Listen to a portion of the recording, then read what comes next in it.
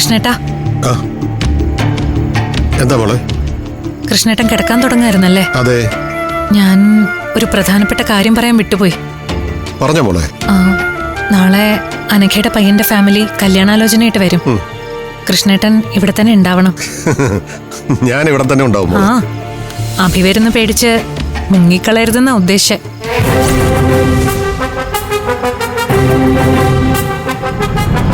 അച്ഛൻ എന്തിനാ ആരും അറിയാതെ ഞങ്ങളെ സംരക്ഷിക്കുന്നേ? എന്നെ എങ്ങനെ തിരിച്ചറിഞ്ഞു? അതൊക്കെ ഞാൻ അറിഞ്ഞു. എന്നിട്ടും മോളുടെ ഏറ്റവും പ്രിയപ്പെട്ടയാൾ, ഏറ്റവും അധികം വെറുക്കുന്ന എന്നെ ഇവിടുന്ന് ആട്ടി പുറത്താക്കാത്തത് എന്തുകൊണ്ടാ? അച്ഛന്റെ ഉള്ളിൽ ഒരു നല്ല ഉദ്ദേശമുണ്ട്. അത് തിരിച്ചറിഞ്ഞുകൊണ്ടാ അച്ഛൻ ഇവിടെയുള്ള കാര്യം ഞാൻ അബിയോട് പറയാത്തത്. പക്ഷേ ഇനി ഞാനിവിടെ നിൽക്കുന്നത് ശരിയല്ല മോളെ. അച്ഛാ, എന്നെ തിരിച്ചറിഞ്ഞിട്ടും മോൾ എന്നെ സംരക്ഷിക്കുന്നു എന്നറിഞ്ഞാൽ അത് മോളും അഭിമന്യുവും തമ്മിലുള്ള ബന്ധത്തെ ബാധിക്കും.